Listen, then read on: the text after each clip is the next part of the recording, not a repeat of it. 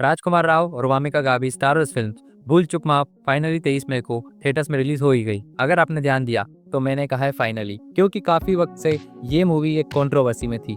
पहले ये मूवी 9 मई को रिलीज होने वाली थी, पर इंडिया और पाकिस्तान की जंग को देखते हुए मेकर्स ने डिसीजन लिया 8 मई को कि अब हम इसको डायरेक्टली ओटीटी पर रिलीज करेंगे, थिएटर रिलीज कैंसिल कर देंगे। और तब तक ऑनलाइन बुकिंग भी स्टार्ट हो चुकी थी। फिर पीवीआर मल्टीप्लेक्स ने मूवी के मेकर्स को 60 करोड़ का लीगल नोटिस भेजा, ये बोल के कि हमने भी मूवी के पोस्टर्स लगाए हैं, प्रमोशन किया है, ये वो, इसलिए कोर्ट केस हुआ और फाइनल डिसीजन ये आया कि इसका ओटीटी से रिलीज कैंसिल करके इसको फिर से थिएटर्स में रिलीज किया जाए। और अब ये मूवी फाइनली 23 मई को थिएटर्स में रिलीज हो चुकी है और ओटीटी रिलीज भी सारा दूर नहीं है, सिर्फ 2 हफ्तों में मूवी हमको ओटीटी पे देखने को मिल जाएगी। तो कैसे हो मूवीज के चाहने वालों, जय श्री राम दोस्तों, स्वागत है आपका फ्लिक न्यूज के एक और एपिसोड में। बात करें मूवी की तो आपने मेडॉक फिल्म्स का नाम तो सुना ही होगा।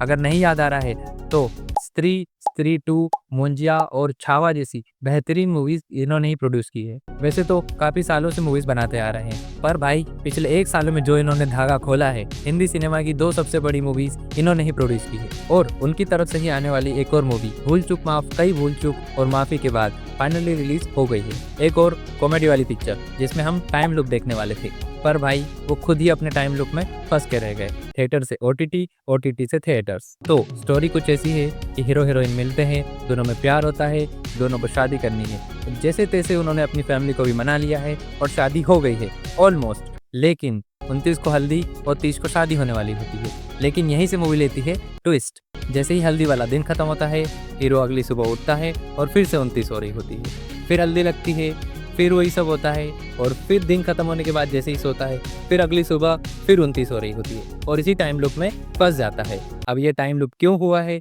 और क्यों ये सब हो रहा है, ये आपको मूवी देख कर पता चलेगा, क्योंकि मैं आपको कोई स्पॉइलर नहीं दे सकता। बात करें कॉमेडी की तो 100% तो नहीं, पर 80-90% ऑफ द टाइम कॉमेडी काम करती है।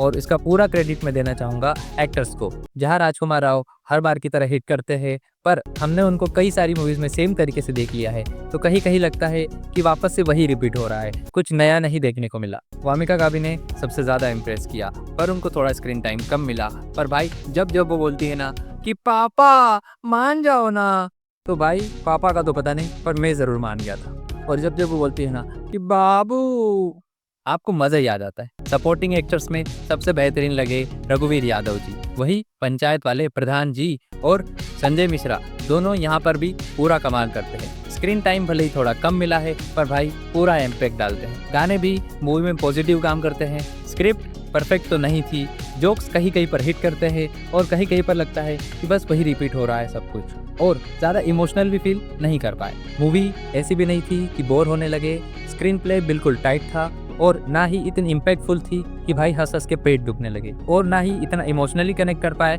कि भाई देख के आंसू आने लग जाए। मूवी ऐसी थी कि बस आपका उठ कर जाने का मन ना करे। फन एंटरटेनिंग फिल्म है जिसको आप फैमिली के साथ जाकर देख सकते हो। कोई वल्गैरिटी नहीं है, तो फैमिली के साथ देखने में कोई दिक्कत नहीं होगी। मूवी 2 घंटे की है और वो अच्छे से निकलते हैं।